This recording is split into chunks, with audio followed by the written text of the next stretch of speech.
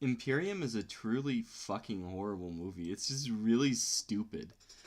It's just mind-bogglingly stupid. It's a exploitation. It truly is an exploitation film.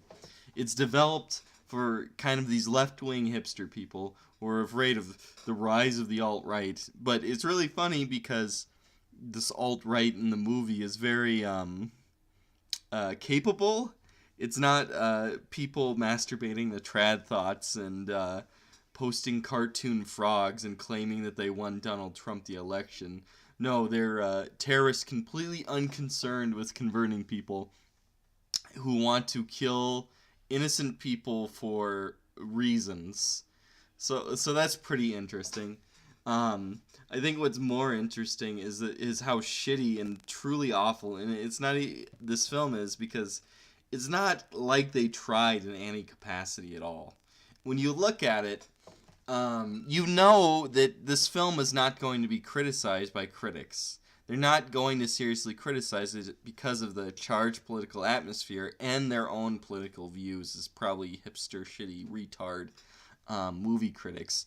So if you look on Rotten Tomatoes, it has 84%, which is really funny because in every reasonable metric, this movie is objectively a piece of shit. Um, but I mean, these critics on Rotten Tomatoes, right? We're seeing with this Black Panther movie that it's basically you're outlawed criticizing these movies. So I mean, in a certain sense, if Black Panther has 100%, or like Star Wars has Star Wars 8 has almost 100%. If this movie has like 84%, that tells you right off the bat that some people were brave enough to say how shitty this garbage was, and it is truly some fucking horrible garbage. Okay, let's start off with the most money bringing in thing, the thing that they made this movie in. It's a vehicle for Daniel Radcliffe to be like, I'm not just Harry Potter. And in this movie, it's clear that he's not just Harry Potter. He's also a very, very lazy actor, and he is completely unintimidating in any way whatsoever. I mean, in every single part of this movie where he stands next to a woman, he's considerably shorter than that woman, let alone every male character. So he has no intimidation factor, and it would be different, say, if he had a voice that was intimidating. Every single part he underacts, and he's very soft spoken. So it's just no intimidation factor, and he's like pretending to be all so aggressive. But every single character that in it, because he's this FBI infiltrator agent into these white nationalist organizations, and every single character that he in the organizations he's infiltrating is like, are you a spy? Are you a spy? Are you a spy? Now think about it. If you had this guy who mysteriously knows everything about everything, comes out of nowhere, and you constantly ask him over and over again, "Are you a spy?" Don't you think he's gonna get caught? But anyway, also, isn't that going to destroy any tension that the film has? Constantly asking, "Are you a spy? Are you a spy?" But regardless of this movie completely fails to generate anything to make somebody look at Daniel Radcliffe as anything other than stuck being Harry Potter for the rest of his life. His role in this movie is truly pathetic. But I mean, like, what is the movie to have for it other than him being truly pathetic in it? Because it doesn't have any plot. The plot is that Toni Collette, or whatever the hell her name is, asks Harry Potter to be an infiltrator in the white nationalist gangs and organizations. That's the whole story. He just goes from a skinhead gang to like British Christian, the Israeli Brits. They say that Britain and England is the Israel of the Bible, so Christian identity is what they're called. Then he infiltrates that, and then it turns out that like they're not doing anything, and then he infiltrates this like radio host who I think is supposed to be like an Alex Jones type, and the Alex Jones guy is completely like he's the best actor of the movie, and he's like 10 times smarter than Harry Potter, so it's really funny. Anyway, the Alex Jones guy immediately figures out that Harry Potter is a spook. He immediately, like, as soon as Harry Potter talks to him, he figures out that he's a spook. So, like, Connie or Tawny or whatever, Chillette, or however the hell you say her name, he goes to her, says this guy is some kind of spook, or figures out he's a spook, tells her this guy is trying to do a terrorist operation. Then she interrogates him and admits in the conversation where he's trying to tell her that Harry Potter is going to be a terrorist, this Alex Jones like figure, he admits that, or she admits to him basically that Harry Potter's an informant, a spook, and that and admits that she illegally wiretapped his house and stuff. Uh, so anyway, so that's the arc of the movie. I don't think that there's any like real discernible plot. Stuff just happens, really. That's the plot there. So I'm sorry if I'm giving you spoilers. I don't think you should care because there's no spoilers to give because the movie doesn't have any like true plot. The plot is like most PSAs have better plots than this movie. Most commercials have better plots than this movie. Anyway, so then it turns out, like in a twist at the ending, the soft-spoken guy, who I think is supposed to be a takeoff of Jared Taylor, is is going to kill everybody with a dirty bomb.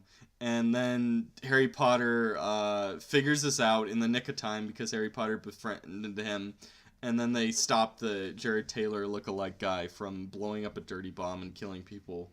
And it's like, oh no, the most soft-spoken guy is the worst. What a shaka. And it's like, you could see this, like, fucking 5 minutes into the movie that was going to happen. And then the movie has, like, some, like, skinhead, like, kid who's like, well, I was just angry, and that's why I didn't like black people. And then Harry Potter pats him up on the back and is like, thank you, you were good. And then the movie ends. Like, okay, first of all, if you see a movie like, American History X is objectively a very good movie. American History X, while it doesn't give any reason for for the views of, oh fuck, I forgot his name. The two characters in the movie for their views being wrong, which is really funny. It doesn't give any reason at all for them to drop the views.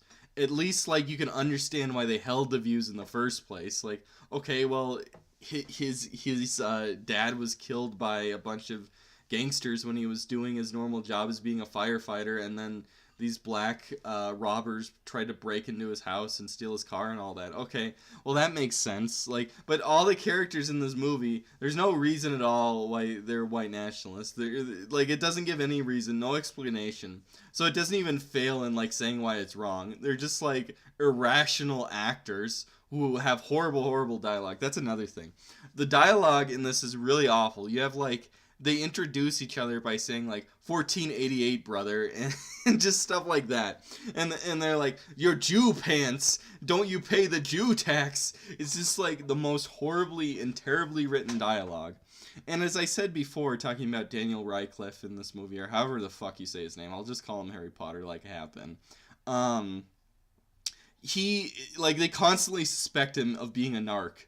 Over and over and over and over and over and over. I think it happens 3 or 4. No, it has to happen numerous times. They say, like, why are you a narc? Well, I think you're a narc. I think you're a narc. I think you're a narc.